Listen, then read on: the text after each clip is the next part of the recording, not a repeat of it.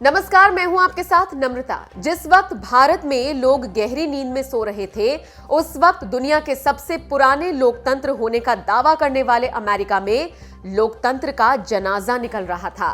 स्वस्थ चुनाव और नतीजों के बाद जिस सत्ता को लोकतांत्रिक प्रक्रिया के तहत हस्तांतरित कर देना चाहिए था, उसी सत्ता के लिए ट्रंप के समर्थकों ने जमकर बवाल काटा और अमेरिका के इतिहास में पहली बार यूएस कैपिटल यानी अमेरिकी संसद को एक तरह से बंधक बना लिया गया और जमकर तोड़फोड़ की गई। एक विकसित और सभ्य नागरिकों का देश कहे जाने वाले अमेरिका में जिस तरह से ट्रंप समर्थकों ने उपद्रव और हिंसा की है, उस पर भारत के पीएम नरेंद्र मोदी समेत दुनिया के तमाम बड़े नेताओं ने भी गहरी चिंता जताई है। पीएम मोदी ने ट्वीट कर कहा, वॉशिंगटन डीसी में दंगों और हिंसा के बारे में समाचार देखने के बाद परेशान हूं।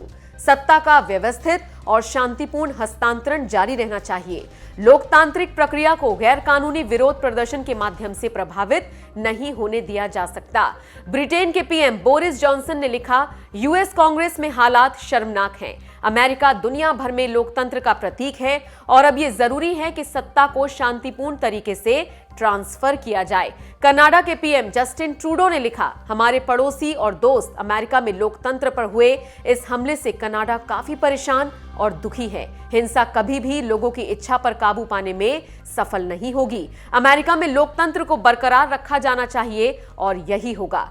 न्यूजीलैंड की पीएम जेसिंडा अर्डन ने ट्वीट कर कहा, लोकतंत्र लोगों के वोट देने का अधिकार, उनकी आवाज सुने जाने और उनके फैसले को शांतिपूर्ण तरीके से ऊपर रखने को कभी भीड़ द्वारा नहीं बदला जाना चाहिए। हमारी संवेदनाएं हर उस शख्स के साथ हैं जो आज की घटनाओं से उतने ही आहत हैं जितने कि हम। मुझे इसमें कोई संदेह नहीं कि लोकतंत्र की जीत होगी। ऑस्ट्रेलिया के प्रधानमंत्री स्कॉट मॉरिसन ने भी अमेरिकी कैपिटल में हुई हिंसा की निंदा की। उन्होंने ट्विटर पर लिखा, अमेरिकी कांग्रेस में बहुत परेशान करने वाले दृश्य। हम इस हिंसा की निंदा करते हैं और अमेरिकी लोकतांत्रिक परंपरा में नवनिर्वाचित प्रशासन को सरकार के शांतिपूर्ण ट्रांसफर की प्रतीक्षा करते हैं। इटली के प्रधानमंत्री ग्यूसेप कोंटे ने लिखा, मैं बड़ी चिंता के साथ वॉशिंगटन में जो हो रहा है उसे फॉलो कर रहा हूं। लोकतांत्रिक अधिकारों और स्वतंत्रता के साथ हिंसा का कोई मेल नहीं है। मुझे अमेरिका के संस्थानों की ताकत और मजबूती पर भरोसा है।